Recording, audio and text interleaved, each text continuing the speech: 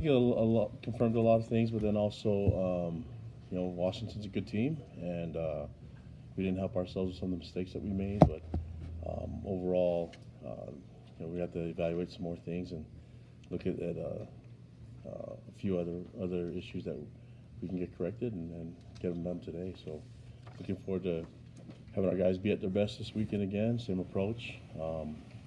What we do as a strategy and all that stuff will all matter depending on what we see and what we think will give us the benefit and the advantage going into this game against Toledo. How do you find the balance? The news about Tyson yesterday. Mm-hmm. Obviously, you care about these kids, Zane and Tyson, these kids that get hurt as individuals, but as a coach, it's got to be about the team and moving on. How do you kind of balance that when you have these injuries? Yeah, I mean, obviously we're disappointed in in his injury, and more than anything for Tyson, all the hard work that he put in to this season and the things that he's done for our program in such a short amount of time. And so I think his role still continues, just a different role. His leadership role and the things that he demands from that running back group, I know that they'll play hard for him. This team will play hard for him, and guys like Zane that are lost for the year. And I think right now those two and Hank Tuipulotu are the ones that have been the ones that are out for the season. But his role as a leader will still continue, and we're still going to lean heavily on him to help this team out. They're still part of the roster, still part of our team. Too early to determine if he'll apply for a hardship waiver? Is that? Yeah, well, I mean, we're just looking at all the details, just try to get him healthy first, and then we'll figure out that stuff. But there's a lot of different options that we're looking into, but nothing's been defined yet. Nothing's definite right now. Will you consider any position changes to move guys over to running back to bolster the depth?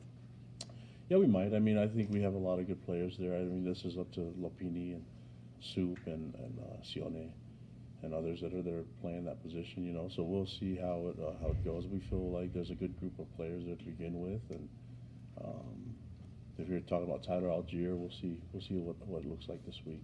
But he's capable of going both offense and defense, and we'll just have to see what his role will be on each side and which one's more important to this team having success. It's probably Soup was kind of an insurance policy, and now it's kind of paying off. No, we got Soup because he's a great player, and we let them battle it out and compete for the starting spot. And same thing will continue this week, with Soup and Lopini, and the goal is to got to be deep at a lot of different positions, and let them compete. And we've had to go into our depth a little bit so far this year, and unfortunately lost a couple great players, starters for us. You talked after the game a lot about not being able to disrupt the rhythm of Easton. How big of a concern is the pass rush and being able to get there? You had some success against USC with the one-on-ones, but really had a tough time, it seemed like, with Washington, kind of forcing him into uncomfortable situations. Yeah, that has to change. So I mean that's looking at Washington's O-line's really, it's a veteran group and really good players, and thought we could have done some things better as a defense and as personnel on D-line to gain that favor, and to get an advantage on line of scrimmage. But yeah, we're looking into all that. I mean, focused on Toledo right now. They run the ball a lot more than they throw. So I don't know how many opportunities we'll have to pass rush this week, but the emphasis of stopping the run's got to be up there. Your rushing numbers in terms of your defense have not been great through the first 4 games. What are you thinking you might do to hopefully turn that around? I'm not going to tell you guys, but we'll work on it. Yeah, and that means a lot of different things. So yeah, not trying to give away the advantage in what we're thinking right now, but we feel like there's a good group of players that are there, and I think we can put them in a position to have success against the run game, and that's something that we need to improve on.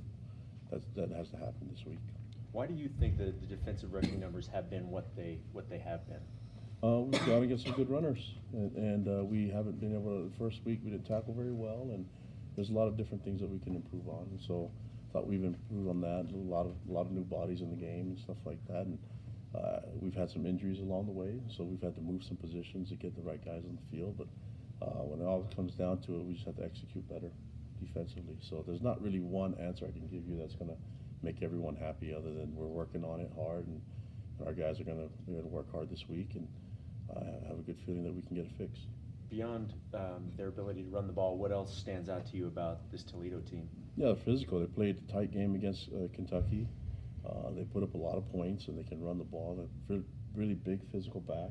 Quarterback's not afraid to run the ball either himself, and when they do throw the ball, they're efficient. You know, they gain a lot of yards, and so they're well coached. And I remember them coming into our house a few years ago, and they put up a lot of points on the board. So you know, we need to make sure that we're at our best in order to compete with these guys. And I think I'm looking forward to the preparation this week. Starts today, and our players are excited that we got another game coming up. What were your memories of that game, 55-53?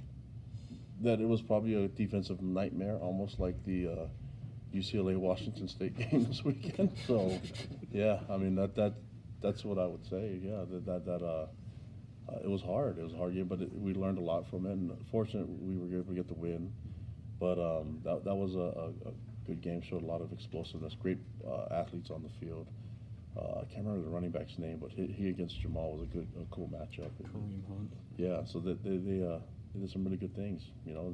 But that coach staff does an amazing job at reloading, and they have some big physical guys up front and on O line, an active defense that flies around, and then the run game that they can go either with the running back and a group of running backs and quarterback included in that. So that always poses some problems when you have quarterbacks that can run the ball.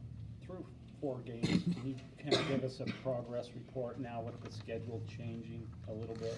Just where do you think your team Schedule is? doesn't change in my mind, so that's you guys. We looked at the whole entire 2019 schedule, and my concern is getting us to be at our best, regardless of who we're facing, whether it's Timpview High School or, you know, San Francisco 49ers. So, Okay, so Yeah. scratch the last half. so of my your question. questions are done. I'm joking. Go ahead. Well, just can you give us a progress report? How do you think you guys are doing so far?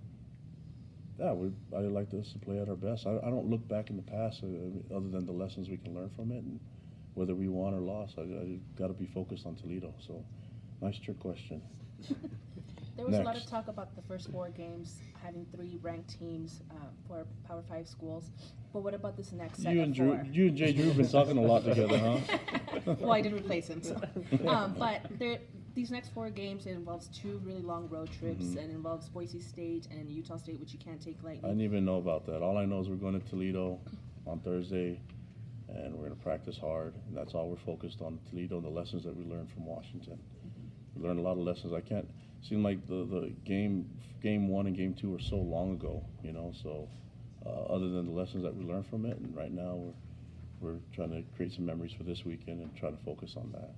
You guys have Is that a good way of answering your question? Yes, thank you very much. I didn't answer it, but yeah.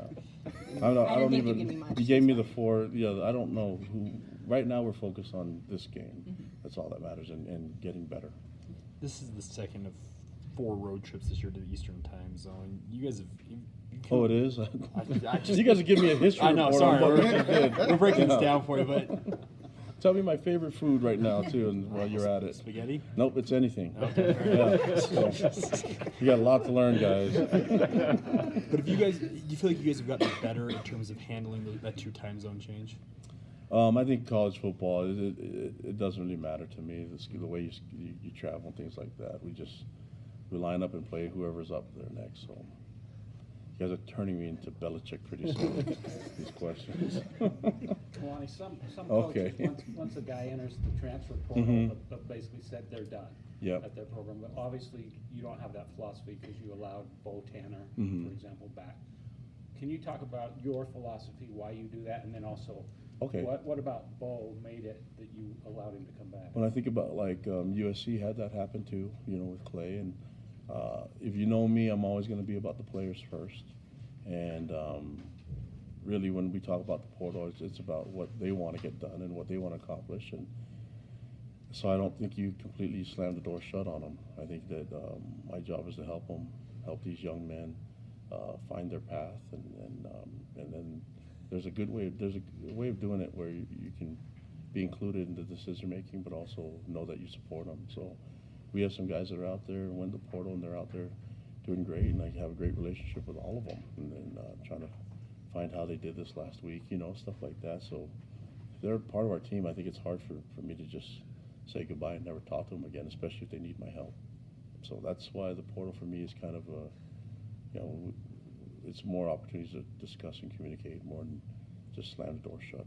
Last couple questions.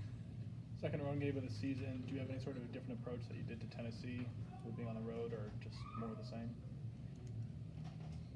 Focus on just playing the game and traveling. The schedule doesn't really matter to us.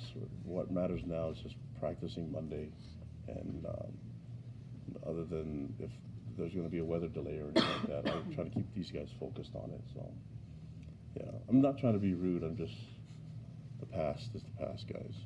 Grimes said earlier today, he thinks that Brady Christiansen's becoming one of the better players, maybe in the country. What have you seen from Brady and the overall on the offensive line as a whole? Same thing. I thought Brady's had some really difficult matchups, and he's done some really good things, you know. But I've been really pleased with the leadership that I've seen from him, and I think he's demanding quite a bit from his teammates. And this will be a really good week for him to keep doing what he's been doing. And I've just been really pleased with that whole offensive line group. I think Coach Mateos is doing a great job coaching them up, and with Coach Grimes, he's there along with them. But the whole group is a great veteran group, and they're all still young. So I'm looking forward to seeing them make a lot of plays, and for, you know, for now and the future, but especially for this week. So Brady would be huge for us, and being able to just keep leading that O-line group with that, which features a lot of great players.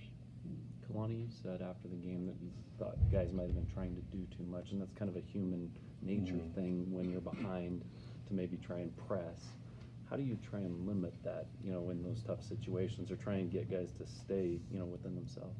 Well, just keeping the momentum going, and then having everyone just focus on their job, you know, and that this game, it takes 11 guys on the field to do it together, and that not one person is just going to take over, you know. So I think it's natural for guys to want to do more, but just little things like sacrificing your assignment can never happen, and definitely being careless with the football. So those are the things that we keep working on, and these are great kids, I love them, but, you know, we can all learn, coaches and players included. So that's what we're going to be focused on, learning and getting better, and making sure that we have a better outcome.